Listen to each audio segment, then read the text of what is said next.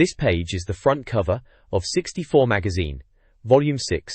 Blimey, Duke Nukem 64 is the big exclusive, making quite the claim, being harder than Charles Bronson's Rottweiler, which is saying something. This issue reviews F1 Pole Position, Dynamite Soccer, GoldenEye 007, and War Gods, a varied bunch there. Looks like they've got a GoldenEye map, cracked Goemon, and are having a laugh at game cliches. Plus, a free tips book with this issue, can't go wrong with that. Down at the bottom there's news on Tomb Raider 64, Street Fighter 64, and Bomberman. And finally, Diddy Kong Racing gets a spotlight with a few screenshots showing the karting action, and the tagline, Nintendo Go Ape with a new racing adventure. Donkey Kong's little pal is even shown flying a plane, looks like a right laugh. This page showcases Multi-Racing Championship, or MRC as they're calling it. Looks like a new racer on the horizon. They're touting 8 high-performance, fully customizable vehicles, and boasting true 64-bit visual detail, which is the buzz phrase of the moment, isn't it? They're promising both on- and off-road terrain, and alternative routes, on every course. So sounds like they're aiming for variety. The fella pictured looks like he's having a whale of a time behind the wheel, proper geezer. There are 3 screenshots, showing off the in-game action with different colored motors kicking up dust. Looks like some off-road racing, alright. Internal combustion engine is splashed across the bottom, bit dramatic, isn't it? Ocean Software are publishing it, along with Imagineer, and of course it's for the Nintendo 64, seems like they are pushing the boat out on this one. This month's magazine is packed. The cover feature is a deep dive into Diddy Kong Racing, hyped as a multi-racing championship.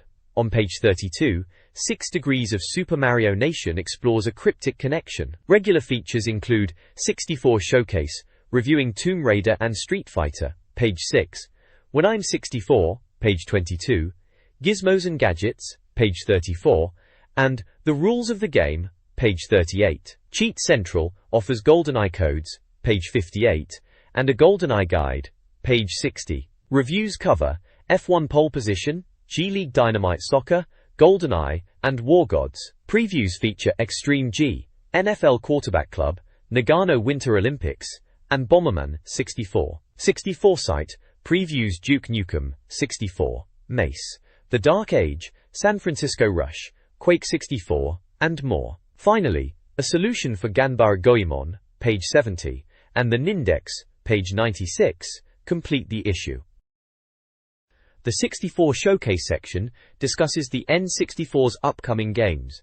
Nintendo is facing a drought of first-party titles, with delays for games like Yoshi's Story and Zelda 64. Second-party titles from Rare are keeping the console afloat, but even these are delayed. Capcom is bringing games like Street Fighter Alpha 2 and Resident Evil to the N64. However, Tomb Raider won't be on the N64 due to PlayStation exclusivity. Promisingly, new screenshots are shown for Zelda 64 and F-Zero 64. Finally, the article previews Pocket Monster, Pokemon, a virtual pet game featuring Pikachu, slated for a 64DD launch and cartridge release. The game will utilize a microphone pack to allow Pikachu to talk.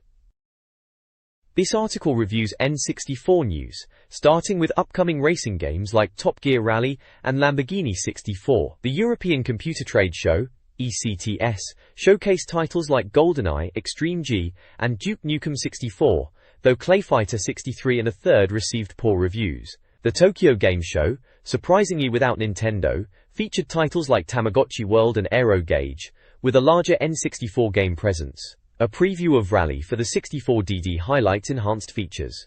Zelda 64 faces another delay, prompting a humorous Zeldometer. Finally, the N64 charts reveal Blast Corps, Mario Kart 64, and Super Mario 64 as the top 3 bestsellers.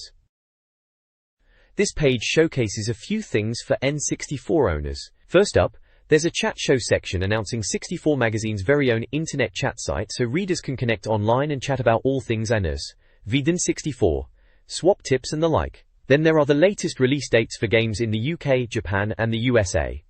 Looking at the UK in October, Lylat Wars and Doom 64 are there, both solid titles. November and December see GoldenEye, a must-have, alongside Extreme G, and Lamborghini 64, which we heard about on the last page. January to March, 98 lists Banjo-Kazooie and Zelda 64, both highly anticipated. Next is a section on a modem for the 64. DD, remember that add-on? Apparently a Japanese company called Seta has released a chess-like game called Morita Shogi that uses this modem. Seems it's Japan only for now though, a bit niche. There's also a piece about strategy guides from Paragon Publishing for Lilat Wars and GoldenEye, following on from their Mario 64 book. They're pushing these as the definitive guides, covering secrets and strategies, and there's a bit of a discount if you order both. Yukwa. Finally, there's a big advert for Extreme G, boasting about its speed and graphics, and quoting Nintendo magazine calling it the fastest game on Earth. It's from Acclaim, and it's definitely a visually impressive racer, all futuristic and very fast-paced, as the name suggests. This page continues with a look at Duke Nukem 64. Blimey, there are a fair few screenshots here showing off the game. One shot highlights the submachine guns, calling them perfect for a blood-stained lip-curling hero.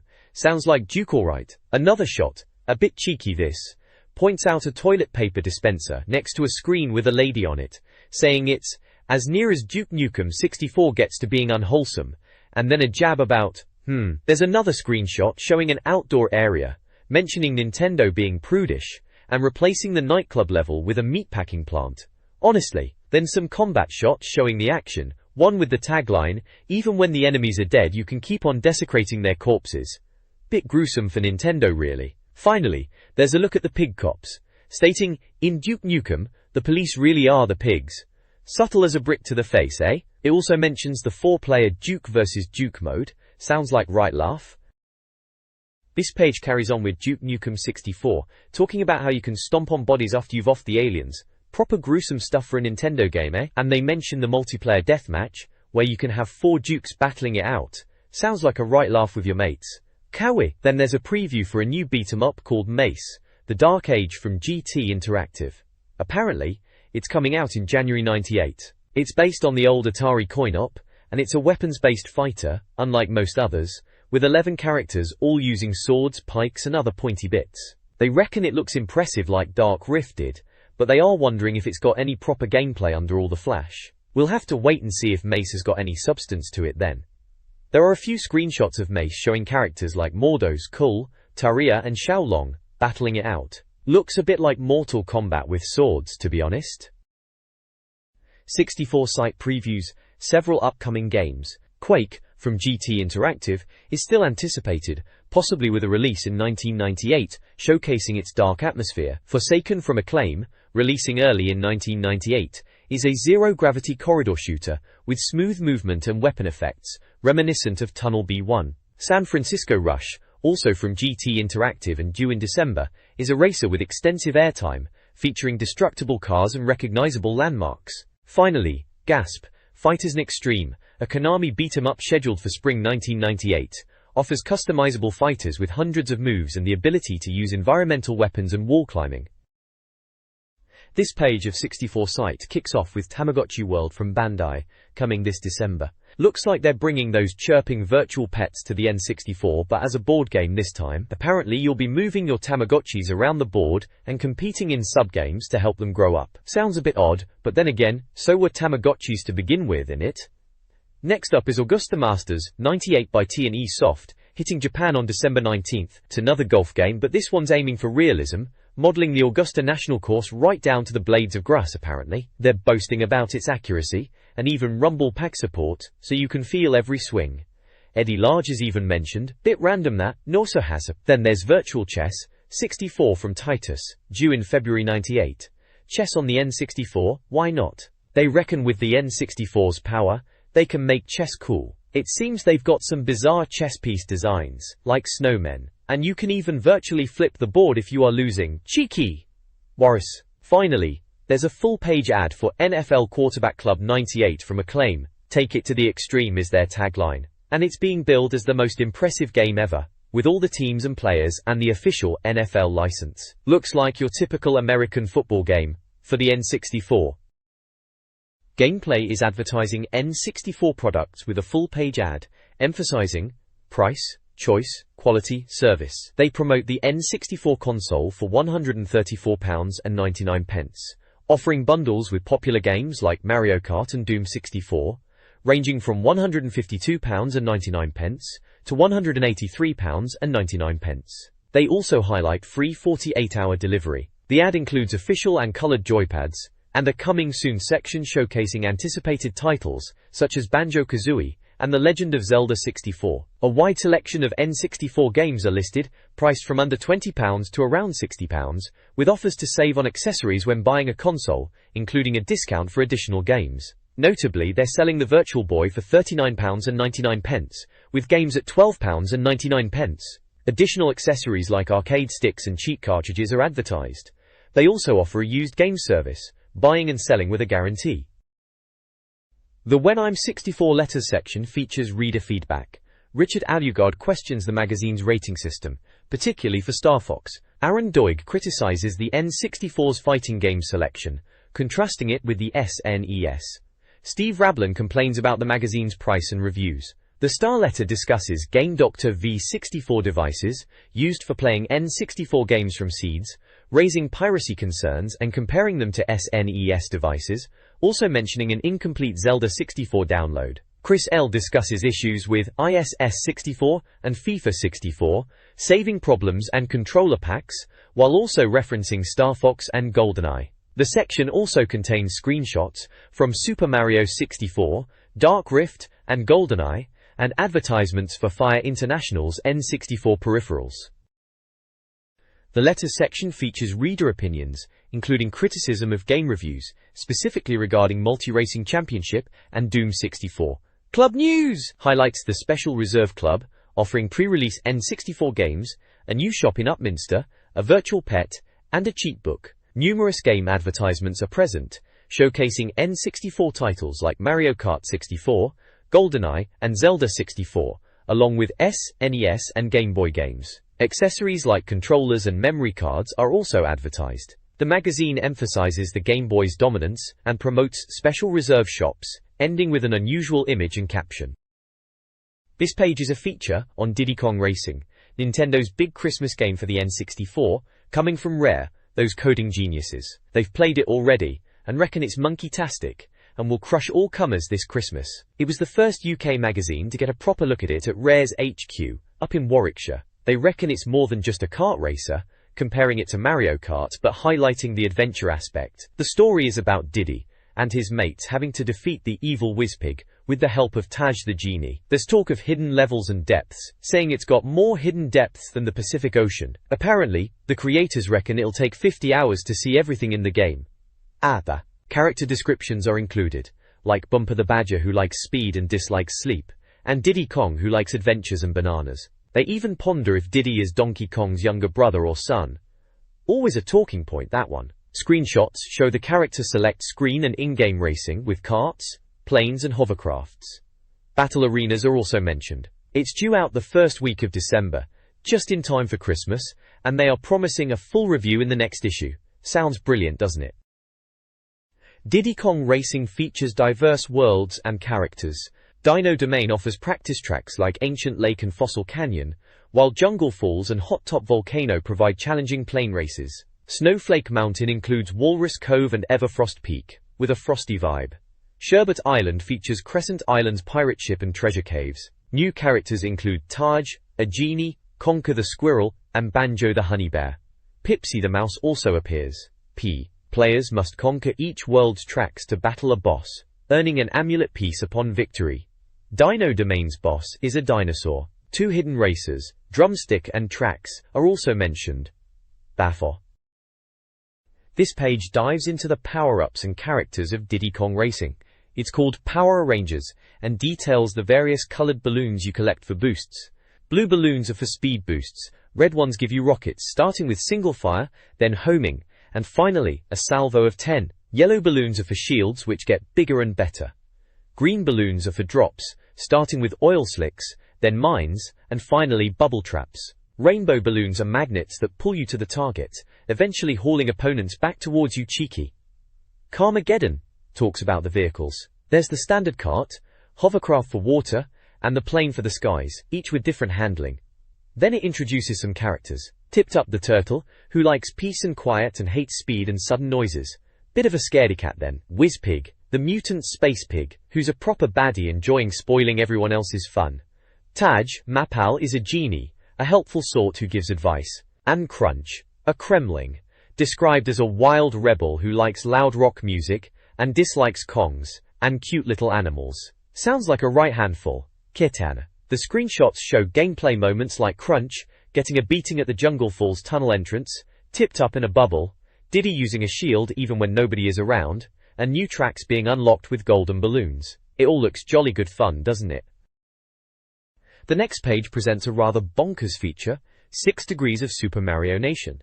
It's all about how everything in pop culture, seemingly, is connected back to Super Mario in just 6 steps. Starting in the middle with Mario himself, it traces a path outward. Mario was created by Shigeru Miyamoto, who also dreamt up Donkey Kong. Donkey Kong then leads us to the mighty King Kong, the giant ape himself. King Kong then brings in the Roswell aliens, those supposed visitors from outer space. From aliens, we jump to Scooby-Doo and his mystery-solving gang. Scooby-Doo then links to the CIA for some reason. The CIA then gets connected to Medallion Man himself, Mr. T. And finally, Mr. T, believe it or not, ends up linked with the king of rock and roll, Elvis. A right old mix, isn't it? It's a bit of fun showing how you can connect pretty much anything back to our favorite mustachioed plumber, Mario. 64 magazine reviewed several N64 add-ons. The Interact V3 racing wheel, £79.99, received a middling rating for its price and limited adjustability. The Fire International VR F1 steering wheel, £69.99, compatible with multiple consoles, was praised for its responsiveness and earned a higher rating. The Interact Arcade Shark, £49.99, an arcade-style stick, received top marks for its robust build and features. The Interact SharkPad Pro 64, £29.99, offered built-in features and a transparent design, but suffered from an inferior analog stick. Finally, Datel's 4MB/1 MB memory cards, £29.99 per £14.99, were highly recommended for their storage capacity and ease of use, earning top ratings. This 64 magazine page highlights several N64 accessories. The LX4 controller from Game Master LMP, priced at £24.99, features slow motion, auto-fire, and turbo functions, earning 4 out of 5 N64 logos. Game Master also offers 2 Lux 4 memory cards, a budget 256K card, £9.99, and a 1MB card, £17.99, both receiving 4 logo ratings. The Datel Shockwave Rumble Pack, £24.99, offers 1MB of memory and can rumble even without game support, rated at 4.5 logos. Lastly, there's an advert for the Blaze VR F1 accelerator racing wheel and pedals, which was previously reviewed, alongside mentions of other Blaze accessories like memory cards and cables. This 64 magazine article humorously dissects common video game clichés. It starts with the architect's dream, pointing out floating platforms. Other observations include bosses flashing when hit, boss luminescence effect, failed attempts at humor, clay fighter curse, limited character diversity, denial of demographics, and recurring characters, Fergie factor. The article also notes revealing outfits, Benny Hill rule, last-minute enemy resilience, final blim fortitude, and damsel in distress plots, final fight rule. Physics absurdities like floating objects are addressed in Gravity of the Situation. The article covers resurrection in fighting games, immortal combat, unappealing character designs, Kabuki Joe effect, and the issues of PC ports. Other points include weak punches being equal to strong ones, law of impact equalization, explosions everywhere, law of inherent combustibility, and name changes, Lilat law. It ends with comments on censorship, moral minority, limited commentary vocabulary, Murray's syndrome, ridiculous reactions, Newton's laws, and unrealistic character design. No genitals please, we're male designers, no naturism in nature, rule of female aging, and monk rule.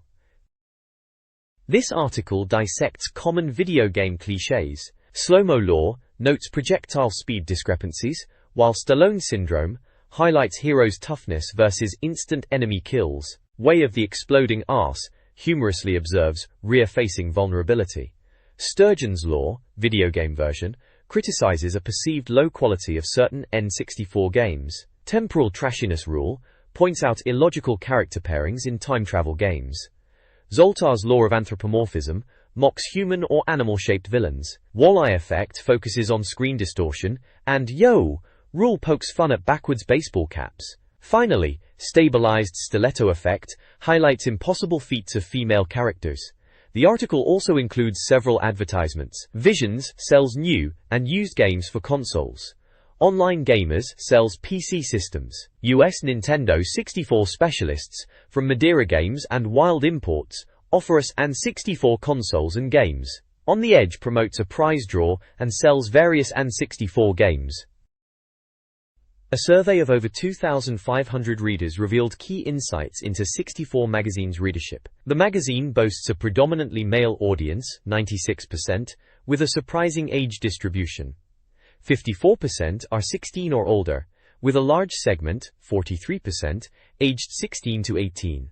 A third of readers subscribe to every issue, and 92% agree with the game reviews. Readers overwhelmingly prefer 64 Magazine over competitors, favoring the current price and quality over a potential price drop. Console ownership is heavily skewed towards the N64 97%, followed by Super NES 50%, and Game Boy 43%.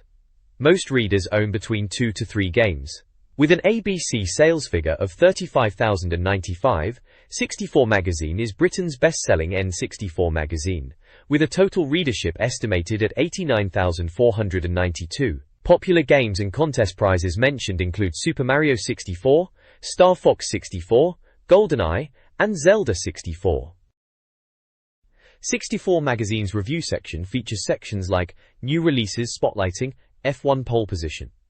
Import reviews check out League Dynamite Soccer. UK updates highlights faster UK game releases, with GoldenEye potentially being the N64's best, and War Gods. The magazine details its scoring system, a strict scale awarding gold medal titles, Sizzler awards, and categories like Planet Dubious for flawed games, and the Dead Zone for poor ones. The ratings section, Dogs Bollocks or Dog Do, evaluates games on graphics, sound, gameplay, and challenge using a visual quality scale. Additional sections include Box Clever, providing standard review info, Memory Options detailing save options, $64,000 question on game power usage, and PAL Performance assessing UK version optimization.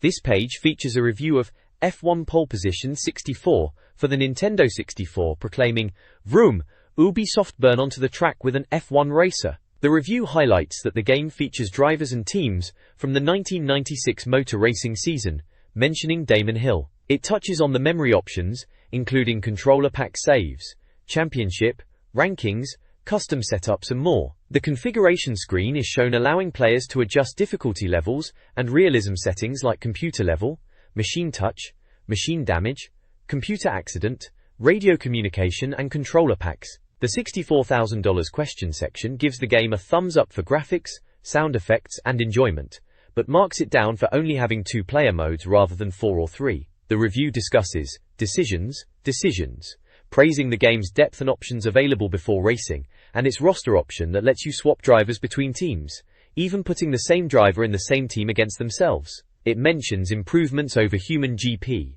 especially in handling and braking, making it more realistic Formula One experience. The review also mentions that the driver and team lineups are slightly dated. The screenshots show in-game racing action, menu screens like roster and configuration, and the race start sequence in Melbourne.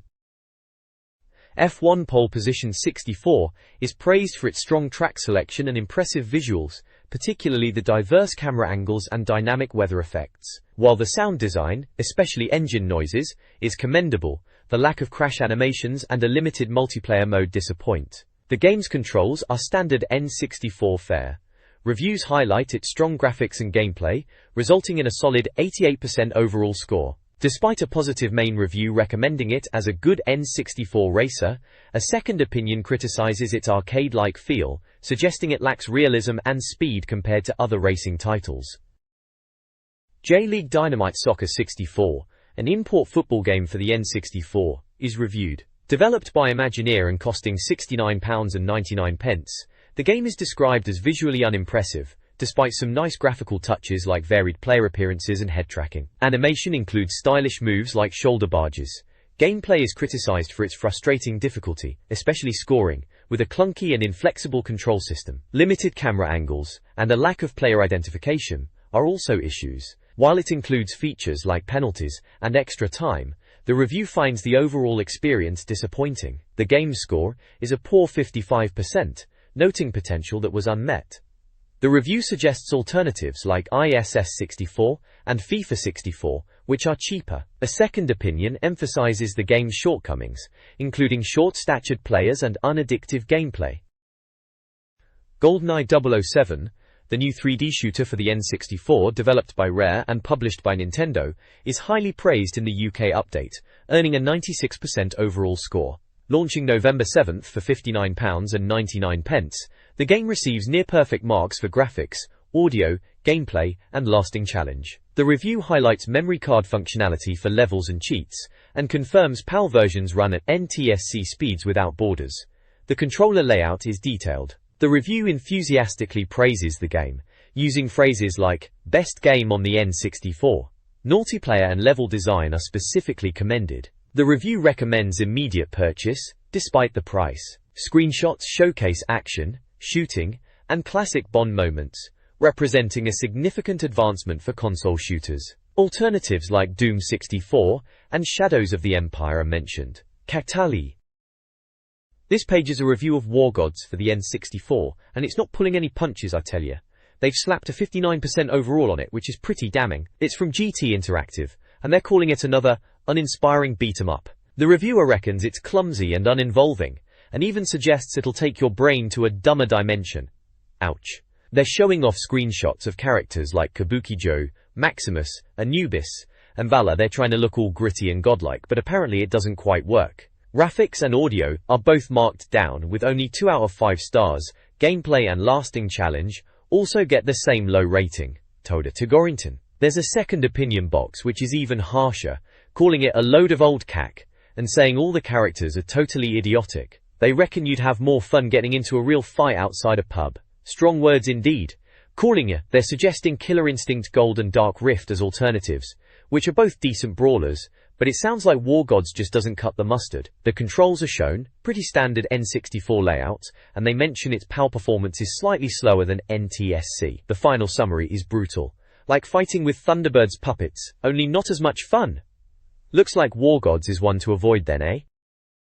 This page is an advert for strategy guides for 3 cracking N64 games. First up, there's the Super Mario 64 guide, promising to reveal all 120 stars and secrets, plus boss tactics. Then we've got the Lilac Wars guide, covering every planet, secret expert mode, and how to take down Amdras.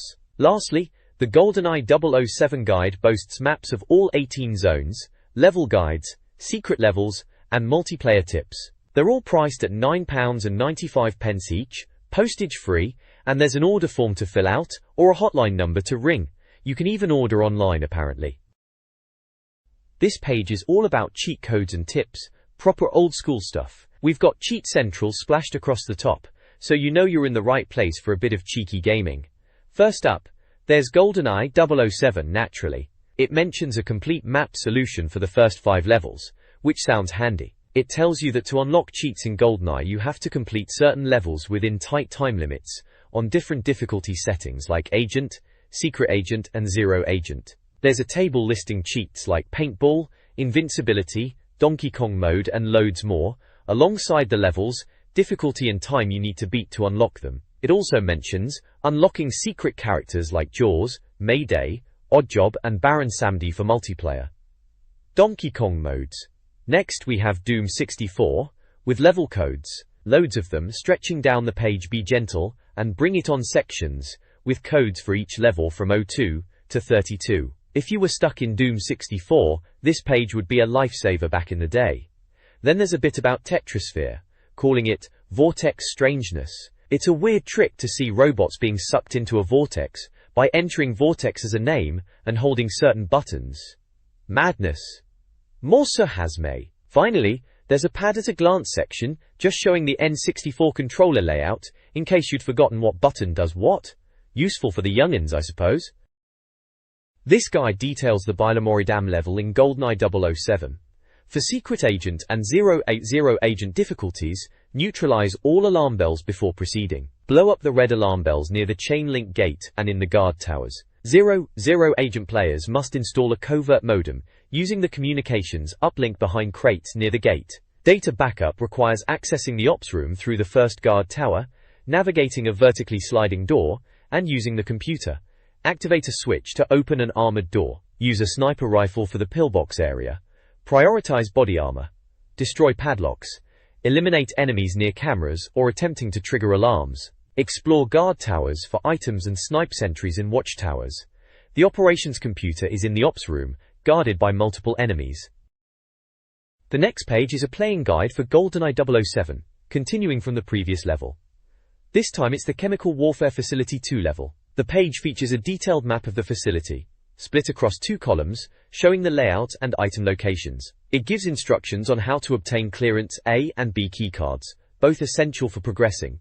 There's a mention of Dr. Dowick, a double agent who is a scientist, and he holds the key to the bottling room. It also advises on placing remote mines to destroy tanks in the bottling room, with a warning about triggering the Russian army if you meet 006 before doing this. There are specific instructions for agent, secret agent, and 00 agent difficulties, focusing on minimizing scientist casualties and gaining entry to the lab area by using consoles or keycards. Screenshots show scenes from the level, including Trevelyan, Aramov, and in-game action. The guide emphasizes a stealthy approach, suggesting not to shoot scientists, and to watch out for guards disguised as scientists, particularly on harder difficulties.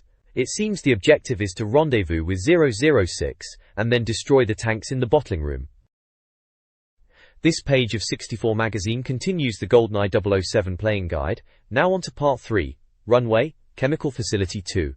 It's got a layout map spanning 2 columns, pinpointing key bits with letter A markers. Right then, for the plane ignition key, it's in a building on the left, guarded by a couple of soldiers. Grenades are recommended, ammo is dotted about in green crates, standard stuff. Timed mines are mentioned as useful little items, sticking to surfaces, good for fireworks. Light the red touch paper and stand well back. There's a tank you can use for firepower and running people over, but it's a bit dodgy on snow at speed apparently. Barrels are scattered around, useful for blowing up soldiers nearby. For secret agent and 00 agent levels, you need to eliminate the missile battery on the right side of the runway before entering the plane. Timed mines, grenades, or the tank are suggested.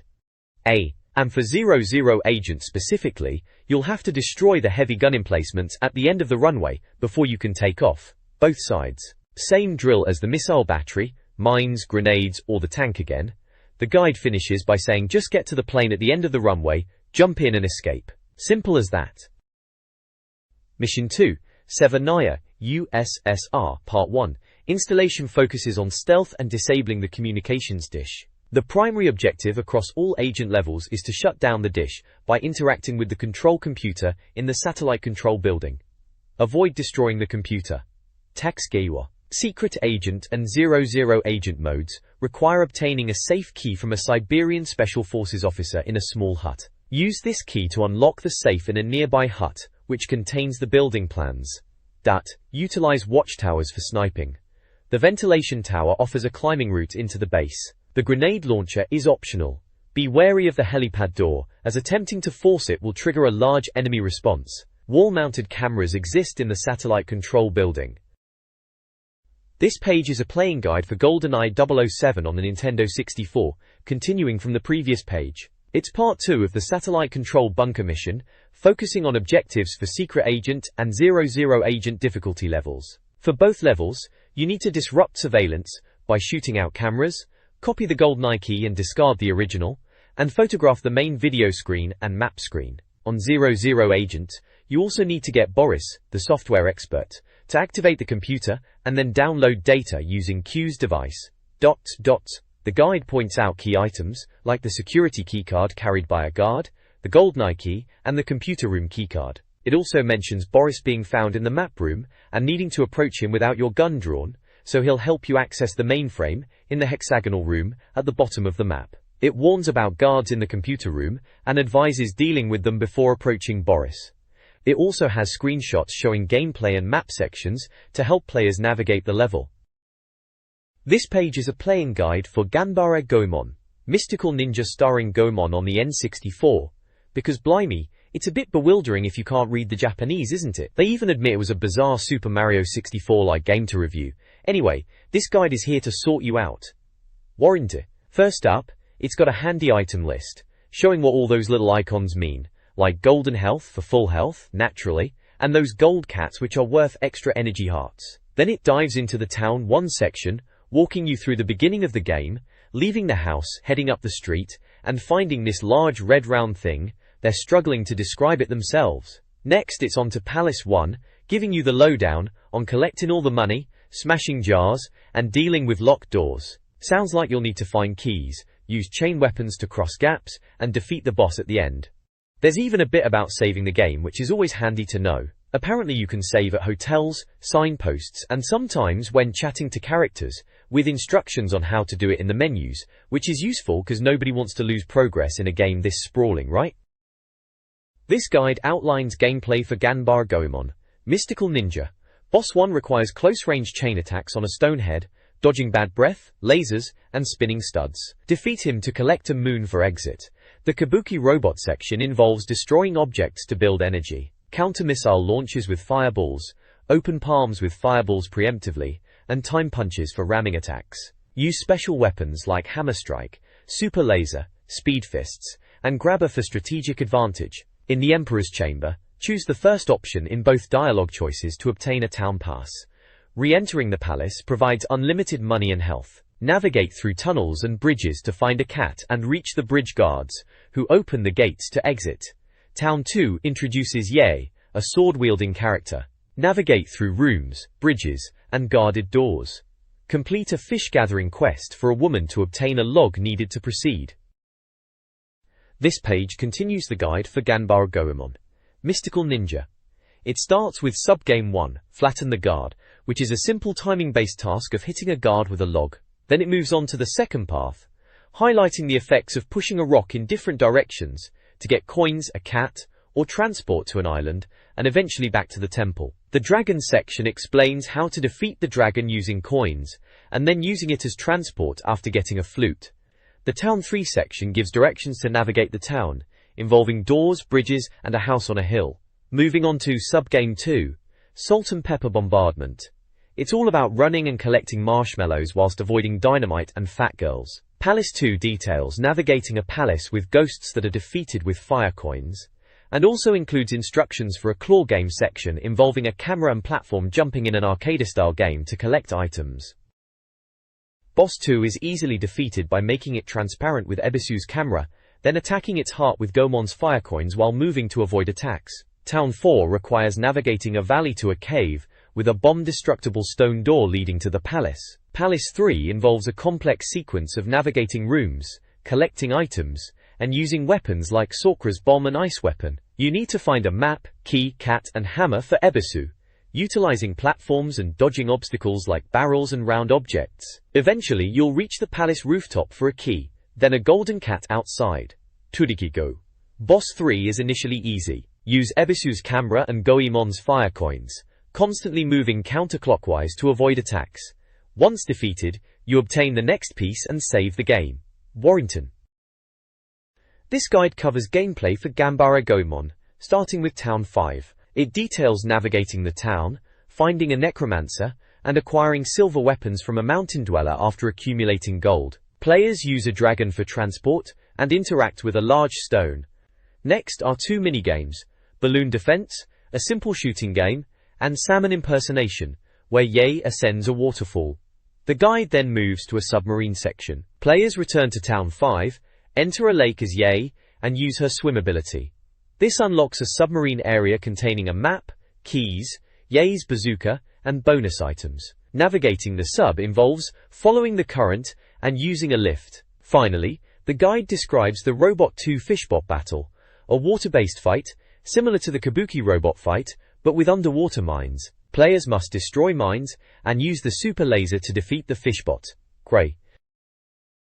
This page provides a playing guide for Ganbare Goemon. Continuing the walkthrough, it kicks off with Subgame 5. Up the pole, which is said to be a tricky jumping challenge right in the center of a room. Then it moves on to Palace 5, giving instructions to navigate corridors, platforms, and locked doors to find keys and progress, including using a jetpack and dealing with enemies. The guide then details 2 robot boss battles, Ball Robot and Final Boss Robot, explaining the combat strategy which involves knocking out robot armaments and using the super laser. Screenshots throughout show gameplay, in various sections including Subgame 5, Palace 5 interiors, and the robot boss fights. This page is a preview palooza, showcasing upcoming N64 titles. Starting off, we have Extreme G, scoring an 84. They reckon it's a proper thrill ride, mentioning stealing golf, GTIS and surfing Eurostar roofs to get a sense of speed. The screenshots show off the futuristic bikes racing through tunnels and landscapes.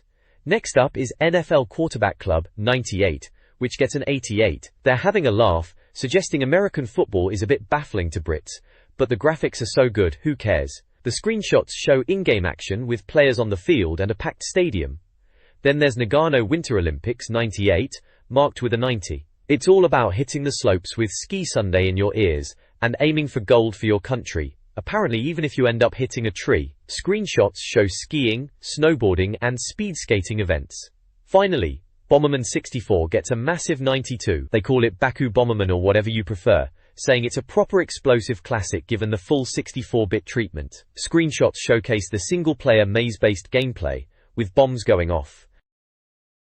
The next page continues with the Extreme G preview, still giving it a solid 84. They're really pushing the speed aspect, saying it's been slowed down a bit for humans to actually handle, after being initially too fast apparently. It's all about these futuristic bikes with weapons and missiles, and you can race in split screen or against computer opponents. They're raving about the track designs, calling them outrageous and comparing them to Roman roads for their twists and turns. There's a section called Fast Eddie, where they've apparently played a near-finished version and are impressed by the speed and visual detail. They reckon Jeremy Clarkson would be scared witless by the speed. They talk about avoiding meteor bombardments on some tracks, and a battle mode in small arenas. The screenshots show off the futuristic racing action and some of the in-game HUD elements. There's also a little ninfo box at the top, showing it's for 1 or 2 players, supports rumble packs, and 128 meters carts. And they mention it's coming out in November for around £60. Looks like a proper fast-paced futuristic racer, this one. The next page carries on with this Extreme G preview, still scoring it a decent 84%. They reckon if it was any faster you'd black out, which sounds about right. They're talking about the different bikes you can choose, some are built for speed, others for combat, so you've got to pick your poison depending on the track. Apparently, learning the shortcuts is key to getting ahead. A bit like Mario Kart in that respect, but without the cheating computer opponents apparently. Then over on the right, there's a big splash for a new magazine called 64 Solutions, from the same people who make 64 magazine. Looks like it's going to be packed with tips and cheats for all the latest N64 games. They're promising full solutions for games like Lilat Wars, which we now know as Star Fox 64, Super Mario 64, Super Mario Kart, Turok Dinosaur Hunter and Blast Corps in the first issue alone. Plus, they're saying there's an as of cheats and tips, so you'll never be stuck. It's 132 pages and boasting over 200 cheats inside, claiming to be bigger and better than any other N64 magazine, which is a bold claim. It's out on the 2nd of October, priced at £3.95. Looks like they're aiming to be the go-to guide for N64 players. NFL Quarterback Club, 98, developed by Acclaim and Iguana, is coming to the N64 in October, UK, and November, US. The game boasts a high-resolution mode for sharper visuals, resolving blurry distant players, and features the official NFL license with all real teams and players. It includes a team management mode and allows players to simulate entire seasons. Creator Cam offers diverse perspectives, and a simulation mode provides authentic historic game scenarios. Screenshots showcase gameplay, like field goal attempts and players such as Strahan, accompanied by humorous captions. The preview concludes with British humour, expressing skepticism about American sports but a preference over baseball. This page is a preview for Nagano Winter Olympics 98 on the N64, published and developed by Konami. It's a sports game based on the real Nagano Winter Olympics, slated for import in winter 97 and a UK release in January 98. The preview highlights a range of winter sports included, like downhill skiing, speed skating, ski jump, bobsleigh, snowboarding, slalom, aerial hot dog skiing and even curling, which they find a bit unusual. They mention the game isn't all about button mashing and some events, like speed skating, require rhythm. The courses are said to be based on the real Nagano locations, with accurately placed bumps and trees, suggesting a focus on realism. There's a humorous tone throughout, particularly about the potential for wipeouts in downhill skiing, and the strangeness of curling as an Olympic sport. It also mentions multiplayer for up to 4 players, and finishes on a positive note, suggesting it could be a top-quality game. The next page previews Bomberman 64 for the N64. It's noted as a conversion of the arcade classic, finally making its way to the N64. The article humorously recalls the history of Bomberman, describing it as a game about chuckling bombsat people, from a time when computer games were less mainstream. They highlight the graphical leap for this N64 version, mentioning how games of the past, though fun, were graphically challenged. Bomberman 64's single-player mode is described as having 5 different stages, each with its own massive end-of-level boss. Multiplayer is still a core element, with arena designs being recognizable from previous Bomberman games, as well as new 3D arenas. A key change mentioned is the explosions, moving from the old crossway style to rounder explosions, which means you can't just hide next to a block to avoid them anymore. They tease a huge dragon boss called Drago, and a secret character, keeping details vague to avoid spoilers. The article also touches on a change in gameplay, where bombs now knock enemies unconscious rather than outright killing them, suggesting it might be due to violence concerns. The preview ends on a positive note, stating that if the game has half the playability of its predecessors, it'll be a winner. This page is all about grabbing some back issues or subscribing to 64 magazine. They're saying if you've missed an issue, don't worry, you can still get them. Issue 1 is sold out, annoyingly, which featured Mario 64 and Wave Race. Issue 2 highlights Star Fox 64, Blast Corps and Turok. Issue 3 has Mission Impossible and Blast Corps again, plus ISS 64. Issue 4 is all about Banjo-Kazooie and GoldenEye. Issue 5 features Extreme G, GoldenEye yet again, and Lilat Wars. Issue 6 has Diddy Kong Racing and Tomb Raider 64 on the cover. For subscriptions, they're pushing the benefits of getting it delivered early and at a cheaper price, saving 35%, and guaranteeing the price won't go up if the newsstand price increases. They're also promising a subscribers-only letter, with behind-the-scenes stuff. You can subscribe for 6 or 12 issues, with different prices for the UK, Europe, and the rest of the world. They have forms to fill in for subscriptions and back issues, with payment methods like check/postal order or credit card. You can even send a photocopy of the coupon if you want to. 64 Magazine's Nindex provides a diverse overview of Nintendo 64 games. Scores range widely, with GoldenEye and Lilat Wars/Star Fox 64 earning top marks, 96% and 95% respectively, alongside Mario Kart 64 and Wave Race 64, both 94%. Blast Corps and Pilotwings 64 also scored well, 88% and 89%. Other titles like Doom 64, F1 Pole Position, and Turok, Dinosaur Hunter received respectable scores. However, many games, like Cruisin' USA and FIFA 64, were heavily criticized. Several titles were marked N/A due to language barriers or limited appeal. Games like Dark Rift, Ganbare Goemon, and Mortal Kombat Trilogy received mixed reviews. The next page is the cover for issue 7 of 64 magazine, screaming, "Tick, tick, boom," for Bomberman 64, which is the cover feature for the November 6th issue, proudly declaring itself Britain's best-selling 64 mag. The right side of the page is dominated by an advertisement from Excitement Direct, flogging Nintendo 64 bundles and accessories. They've got deals on 64 consoles bundled with GoldenEye, Lilat Wars, Doom 64, Mario Kart 64, International Superstar Soccer 64, and more. There are offers on official Nintendo controllers in various colors, as well as third-party options like the SharkPad Pro 64 and Arcade Shark Stick. They're also pushing the SuperPad colored, MakoPad, SuperPad 64, analog steering wheel with pedals, and the Shockwave controller. You can grab a GoldenEye 007 bundle on its own, or a Lilat Wars and Rumble Pack deal. Doom 64 is being offered with an Arcade Shark Stick. Below there are lists of us Nintendo 64 games and Super NES games for sale, alongside Game Boy games and accessories. Titles listed for the N64 include Aerofighter Assault, Cruisin' USA, Diddy Kong Racing, Doom 64, Duke Nukem 64, Extreme G, F1 Pole Position, and many more. Super NES games like Battle Clash, Donkey Kong Country, Fi-Zero, and Super Mario World are also available. Game Boy Pocket consoles are advertised in various colors too. Finally, there's an order form and details of the magazine's staff.